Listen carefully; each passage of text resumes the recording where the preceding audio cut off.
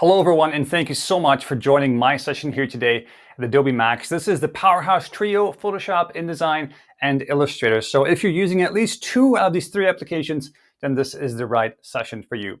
My name is Bart Van de Wiele. I'm a senior head of solution consulting. I've been with Adobe for about 9 years now. My background is in design, and so I specialize in design workflows using Adobe Creative Cloud.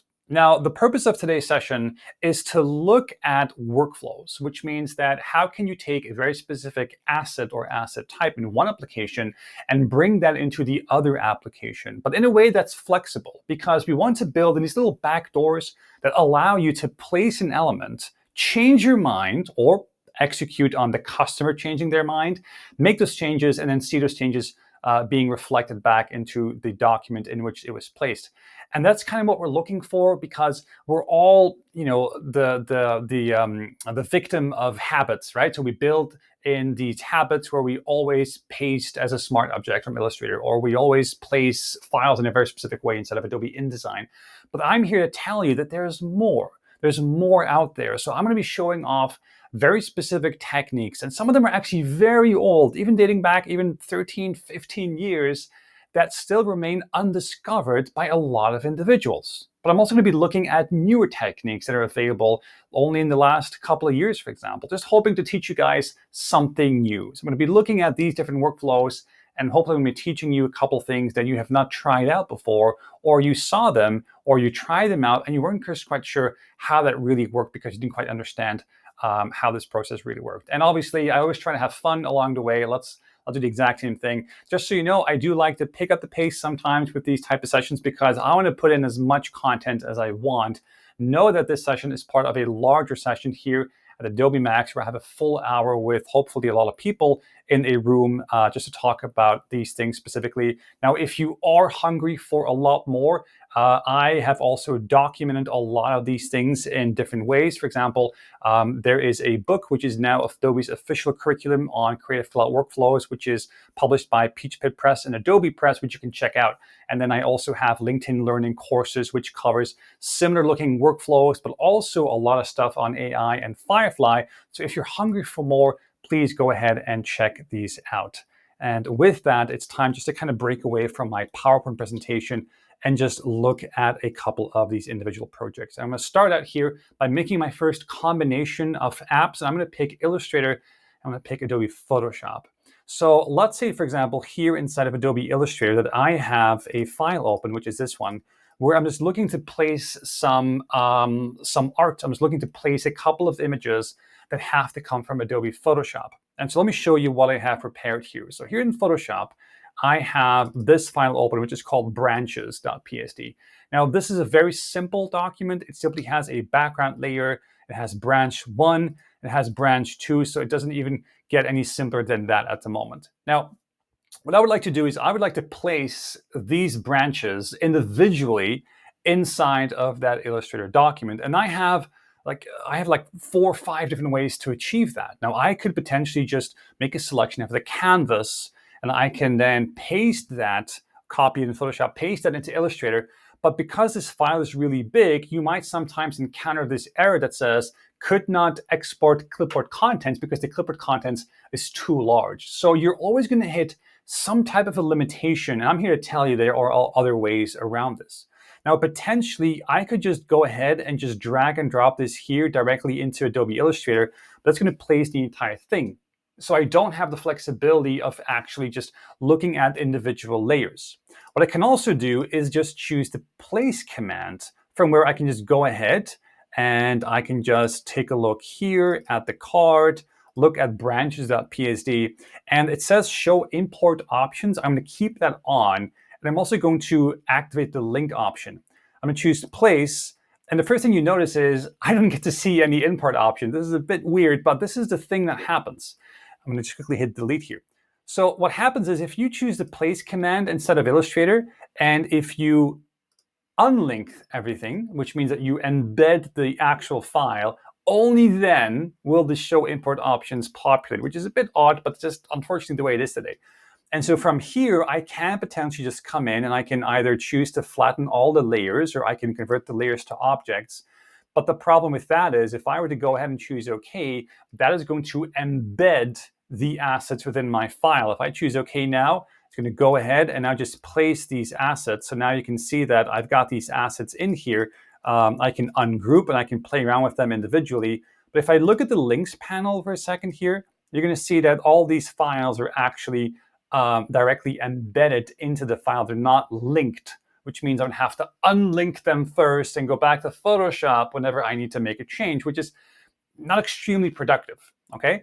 Now, let's quickly delete all of this here because this is not headed in the right direction, let me tell you. So let's try something else instead. I mean, what else is there, right? So let's go to Photoshop.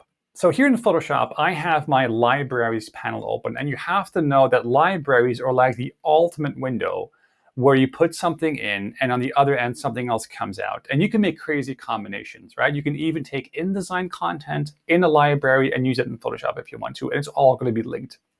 Now, let me show you what you can do.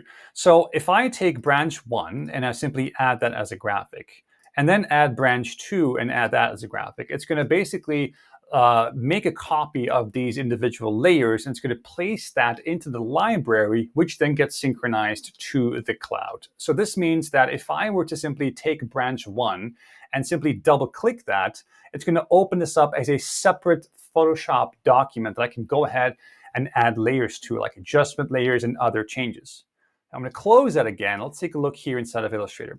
So what I can do now is I can just go ahead and I'll place these graphics here in my design. Now, these graphics are hidden the moment it goes beyond the boundaries of my artboard, and that's because I went up to the View menu and I chose Trim View. So this is what you usually get, right?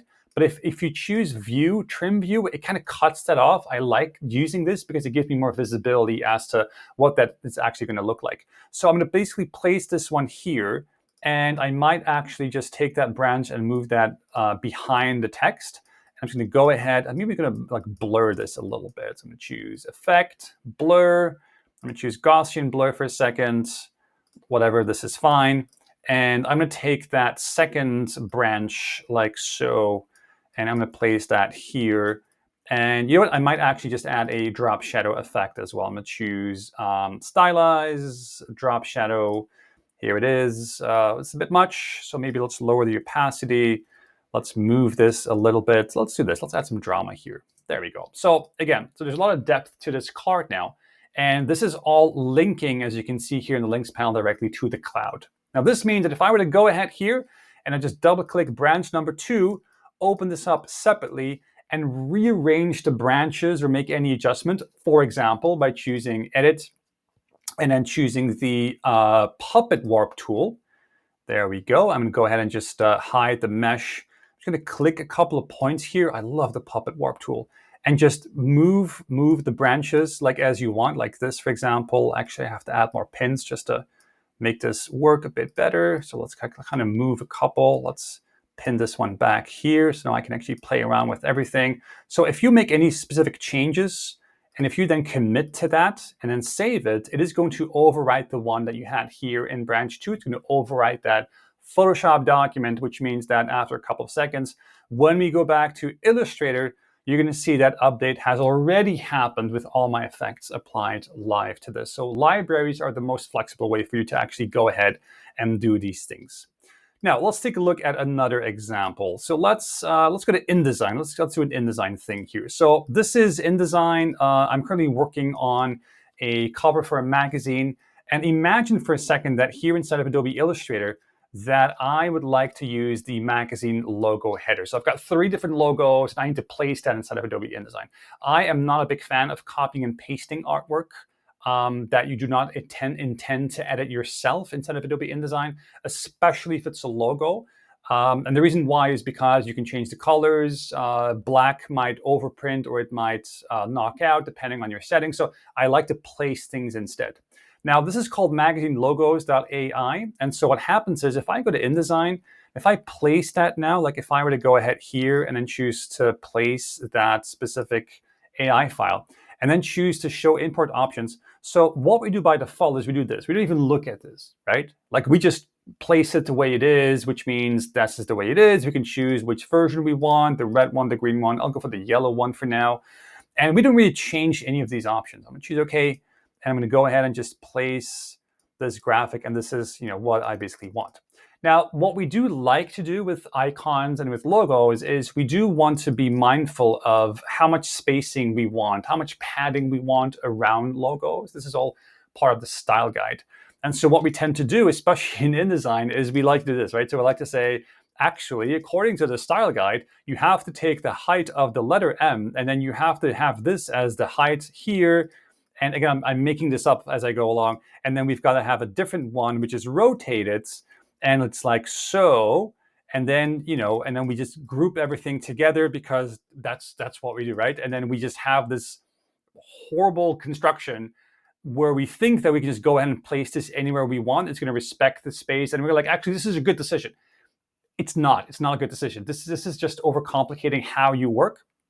And the thing is that what you're doing is the padding that you have ways of respecting that padding in the logo itself. Because the problem now is that you have just added extra rectangles, graphic frames that can hold images and everything else, which means that this can be changed if you want to come in here and change object frames, like graphic frames. This is going to change, for example. So you're creating a very specific risk to this, and it's just a lot more work. So what you can do is the following. So if you were to say that you have to use this graphic instead of Photoshop, but also instead of InDesign, again, you would have to replicate that same behavior. This works in InDesign because I have these boxes in InDesign. But if I go to Photoshop, I don't have those boxes. So you have to find a different way to get the same padding in Photoshop. So it doesn't really make any sense. So plan B, let's just delete this, right? Instead, let's go to Illustrator and let's just take the artboard tool and let's just take, let's say, the yellow one and simply change the artboard to whatever padding you have to use according to your style. I'm just going to eyeball this for now. Let's say this is the padding that we need around the logo, right? And simply make that a part of the file by just changing the artboard itself. Now, when you save that, right, remember when you place this inside of Adobe InDesign, or if we go in here and we choose place, show import options, the one thing we're asking InDesign here in the crop options is please remove all the padding, which doesn't make any sense. So you're removing the padding as you're placing it so you can add the padding yourself afterwards in InDesign. Doesn't make any sense. So what we're going to do is we're going to come in here and we're going to come in here. We're just going to choose the crop option here. And that's going to respect the actual boundaries of that specific artboard. And now with that, I'm just going to go ahead and just place this one. I'm going to click to place it. And now the padding comes with it. And I just have to place it wherever I want, which is really, really cool. And if you're in Photoshop, again, I'm just going to use that same file. Let's just say, for example, here that I have to place the same one here. If you go in here and you choose File, Place, Linked, just like InDesign, and if you were to come in here and then choose that exact same file, and you're going to choose that yellow one, you can switch to crop mode, and it's going to do the exact same thing. It's going to place that with the exact same padding. You hit return, and it looks like this. Has the padding disappeared? No, it has not. Command T or Control T to transform. Look, there it is again. So you never really have to add those extra guides and boundary lines yourself. Make it part of the Illustrator document because you have these options. Okay, so I'm hoping it's going to improve your workflow when you're building icons and logos and other things as well. Let's move on to the next one. So, and again, I'm just cherry picking the ones I really want to show off in this session because obviously if you're in the big one, then you're going to see a lot more of this stuff here. Now let's take a look here at how to combine, let's say Photoshop and InDesign for a second here. So what you can do is the following. So if I take a look at this particular file, let's go back into Photoshop. Let's take this one. So here I have a can. So the can is a mockup. I'm going to double click that. And this is just, again, it's just a bunch of layers and smart object and stuff. This just wraps around the can. It's a smart object. This is an Adobe stock template, by the way, and it works beautifully. Now, the thing is, I have to take this can and I have to put this here inside of this InDesign document. Now, I don't have one flavor. I have two flavors of my particular drink. So what I need to do is I need to basically look at a way of having two versions of the same can, okay? So this is one version, and let me take a look at the other one. This is the other version I have, which is, again, a different flavor. It's a different style. And I also want to change the overlay here of the top of this can. Now it's gray, now it's green, we can make it orange. And I simply have to create two different versions of that. Now, this is the point where a lot of users would say, stop, let me make a copy of the file, and I'll have version A, and I'll have version B, right? It's either that or showing and hiding a lot of layers. Now, the problem with that is that if you have two separate versions, keep in mind that these cans have elements in common. For example, the drop shadow effect. So if somebody says, hey, we might want to change the drop shadow effect, then you have to change that in file A and then replicate that in file B. So that's just going to give you a lot more trouble. Now, you can actually make multiple versions of the same design in the same Photoshop document and then place all versions in applications like InDesign. Let me show you how you can do this. So this is the first version, right? So this is the first can. So it has more of a green tone with like a green edge at the top. If you go into the window menu and then you go ahead and you choose layer comps, you're going to see that this is the layer comp window, like layer compositions, right? And this is a very, very cool feature. It's been around for a very, very long time. And I don't see a lot of people actually use that too often. But I absolutely love using layer comp. Let me show you how it works. So the idea is that you simply take any combination of layers you have and you save that as a setting, right? As a preset. And it's kind of cool because, let's be honest, if you have a version of your can that looks like this, and let's say you have a version of the can where you simply want to move a layer like so, like you can't really save that as a setting, right? But you can save something like that as part of a layer comp. So what you can do is the following. Let's say this is version 1. I'm going to click the new layer comp window, and I'm going to type in, this is version 1.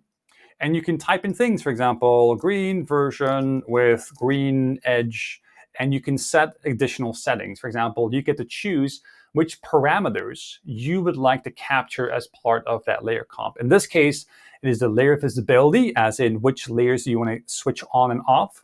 Is the layer position, as in where is every layer located in the X and Y coordinates, right? So this means that you can create a version where you say to your customer, well, I've got a version with the product in the top left corner. I have another version where the same product is on the bottom right corner. And you can just show that by clicking those presets. And you don't have to manually move it to show the customer which versions you basically have. And then there's another option, which is called layer comp selection. That goes a little bit beyond what we're doing today. So I'm just going to uncheck that for now. Just ignore this one for now. And then choose OK. And now I've got this first version. Now let's make changes here. So I'm going to go ahead and just change this here. And I'm just going to come in and I am going to change the color overlay. And let me choose something that's a bit more orangey. So I have an orange edge here at the top. And I'm going to save that as my version 2, which is the pink version with orange edge. And just go ahead and click OK. And now if you hit the play button, you can actually swap between different versions. So it is retaining the layer style and the layers that are currently visible. And that's because if I double click, layer style and appearance is checked, and so is the visibility. I didn't really change the position, but I just checked it, just to be sure. So if I do want to make any changes, it will be retained as well. And the idea is just to save this now. So I'm going to save this file. I'm going to call this one my new campaign. I'm going to go ahead and just save this here. There we go. And now with that save, I'm going to go back to InDesign. I'm going to choose File, Place. And I'm going to go ahead here. I'm going to go and navigate to that specific drink and my new campaign. Make sure Show Import Options is on, which is something that obviously you just click here. Or if it's off, you can also hold down the Shift key and then click Open just to see it just once. And then from there, you can see all these import options. Now, I'm pretty sure you've seen these options before in the past, but there's one thing here that's probably been staring you in the face for, I believe, ever since CS3, which is about 16 years ago now, which is layer comp. And this is exactly where you can choose between version 1 and you can choose between version 2, and that's simply what you're going to get here. So now I get to choose version 1. I'm going to go ahead and click and drag, and that version is going to be placed here. There we go. And then if you want, you can actually right-click any of these assets and you can choose Object Layer Options and you get to switch versions to version 2. There we go. This is now version 2. So I can even duplicate this and then change that. And let's just do that. Now I've got these two versions here, and this is all going back to the exact same file. So this means that if I were to look at the design itself, change the drop shadow, which is a shared layer, it will change for all of these together. And layer comps are actually quite cool because this really allows you just to make different versions as you go along. Now, also interesting, just so you know, is that if you do have multiple versions and when your coworker says, hey, can you send me, just send me this version you see on screen, you can always just choose File, and you can choose to export. And here you can choose layer comps to files, which means that it's going to split the file up into two separate Photoshop documents. And that's a great way just to say, look, this can is headed in this direction and this can is headed into the other direction. So that's a great way. You cannot do the opposite. You cannot say, I'm going to take PSD files and merge them together. That's not how it works. But this is just a great workflow method. And just so you know, if you go to Illustrator and if you were to say File, Place, and then go ahead and basically try and find that exact same file here in the drink ad, like this one. I'm just going to go ahead and show the import options here. You can also choose which layer comp you want. So it does really travel across the both versions here. So I'm going to choose this here, and you can see that it does come in with these files. Now, obviously, this one is currently embedded. It's not linked. This is, again, where I would probably use libraries if I do want to retain that link between these two individual documents here. Now, let's keep going here. I'm not going to save this. Let's take a look at another file just for the heck of it. Let's try this one. Now, this one is very basic. I have to admit it's very basic, but I still don't see a lot of people using it, which leads me to believe that not a lot of people have really mastered this. So let's take a look at this particular document. So this document is just a normal PSD document. And the document has one flat layer, but it has 4 cups of coffee.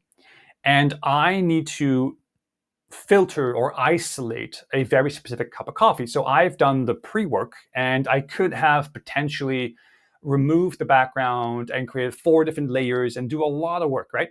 But what I did was I simply just took the path tool using the pen, and I simply just drew a couple of paths around this. And I actually got to reuse the same path just by duplicating that, right? Because that's going to give me the sharpest edge I can potentially get. So clipping paths, or actually this is just a regular path, it's not even a clipping path yet. So these paths are something that is just core to Photoshop. And this is omnipresent if you're working on catalogs or different other types of images. And very often using something as rudimentary as the pen tool to go around the very specific objects you would like to extract is just far superior to sometimes just using auto settings just to kick out the background, okay? This can get quite complex. Some areas might be good, some areas might be a bit more difficult. The pen tool for these type of images, that works really well all of the time. Now, I did not really specify that any of these paths should be clipping paths, which is something you do by simply selecting a path, clicking here, and then choosing clipping path.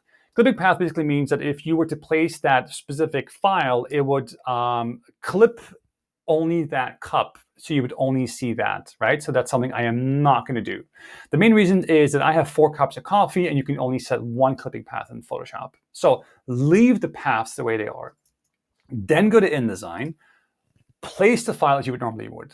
Just place it here, and then you can always select it, choose Object, and you can choose Clipping Path, and you can choose Options. And then from here, you can actually drill down the options, and you can choose Photoshop Path. And now you've got all 4 paths here.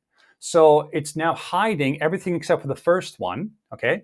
Now it's doing everything for the second one, third one, and fourth one. And you get to choose which one you like. And as you can see, everything is perfectly transparent, and it's only showing me everything within that path. And this allows me to reuse the same file and not have multiple copies or play around with layer visibility all of the time. Now, one thing that you also notice is that the bounding box around it is not really optimized, which means I would have to kind of close this a little bit like so, but it's not really proportional. So what you can do, and that's actually quite interesting, is you can just take that and then go to Object again, choose Paths, Clipping Path, apologies, and then choose Convert Clipping Path to Frame. Now, when you do so, it is going to convert the clipping path to a graphic frame. Can you see this? Now, the graphic frame itself is actually shaped exactly like the clipping path is. And now you do have a more compact version of this. I'm just going to go ahead and just apply a drop shadow. There we go. And so what you can do afterwards is the following. So if you want to change your mind and choose Object, Clipping Path, Options again, if you go back to the Photoshop path and then switch to a different cup, let's say cup number 2, that cup is over here. But it's excluded because the graphic frame path is mimicking the one that we had before. So it's kind of off, like behind the scenes, right? Now, if I choose OK, you're gonna go like, oh boy, how do I fix this now? And a lot of people would just simply delete the whole thing and place it from scratch. Don't do that. What you do in this scenario is very simple. Simply select the object, right? Go back to Object, Clipping Path, and just to reuse Convert Clipping Path to Frame. It will do exactly that. So you always have a way back just to choose whatever section of that image that you want to get. Let's go back. Let's choose number 3 for a second. Choose OK, and then go back here and then choose this option. And this is going to just save you a lot of time if you do want to go ahead here and make changes. Plus, if you go back to Photoshop, if you make a change, for example, if you simply say that you want to go ahead here and add a curves layer, simply because you want to change the, like say, the exposure of what you see here and the contrast specifically. Oops. Let's just undo this here for a second. Let's just deselect these paths. There we go. So if you want to go ahead here and just change the contrast overall of the porcelain, simply because it might be too light in print, it will do that for everything, because these paths are assigned and applied to the entire Photoshop document. It doesn't matter which layers you have in them. It is the file boundary that is being edited, which is actually quite cool. Let's close this. Let's try and squeeze in one more, and then we're gonna have to call the day. So let's do this here. So let's look at this file for a second here. So this is a file. It's called Banner Start.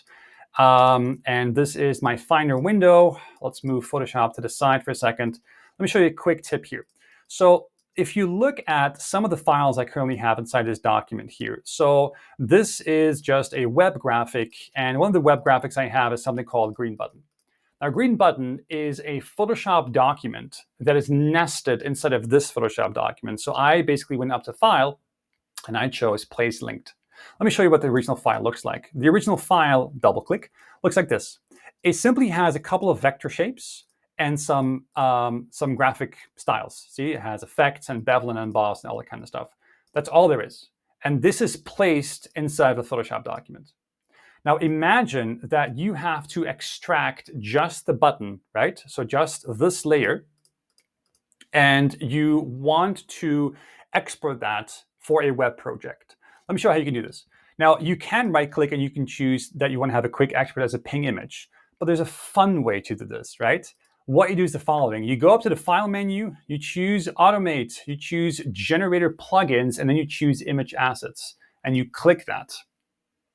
And it looks like nothing happens, right? Let me show you what happens. If you choose File, Automate, Generator Plugins, and you go back, you can see you actually switched something on. So it's more of a tick box than it is a command, right? It's on, but nothing's happening. Let me show you what's going to happen. If I were to now change the name of this layer, and I call this greenbutton.jpg, and I hit return, look at my Finder window. All of a sudden, there's a folder that lists greenbutton.jpg. It has auto-exported the whole thing. I'm going to choose icons here.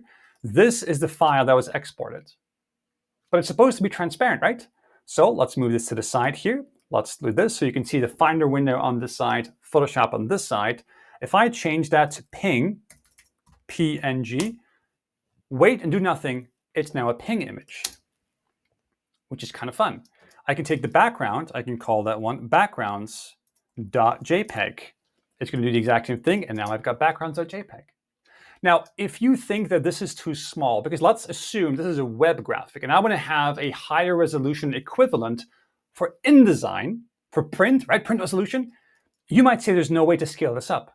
But look at this. If I simply add 300% space and hit return, I now have a button that's 3 times the size. And you might be thinking, yes, but it's just scaling it up. It's not. It's actually re-rendering it at 300%. And you know why it's re-rendering it? Remember the origin? Everything is vector. in the origin. Everything is vector and scalable. The effects are live. The artwork is vector. And this allows you to export anything you want. Last tip, let's go even crazier. I'm doing the exact same thing. I'm going to say I want to have green button.ping space plus space 300% InDesign. I just added a very big command. I did the following. Give me green button.ping normal resolution plus second version. Give me a 300% version. Put that in a folder called InDesign and call it one button large.ping. And now I've got one normal ping, and I have a folder for my InDesign graphics that has a 300% version of that as well. And the cool thing is, whatever change you make, for example, I want to have an orange one, it's just going to re-export the whole thing, and you can use these graphics in InDesign. And this is how you can take a Photoshop file and feed both web graphics and print graphics, depending on how the file was set up. And with that, I am out of time. I hope this was eye-opening. Give me a shout out online if you have the chance. Come and say hi if we see each other at a conference. And if you want more of this, then look at some of the resources available to you. I'm hoping to see you again in the near future. Thank you, and bye-bye.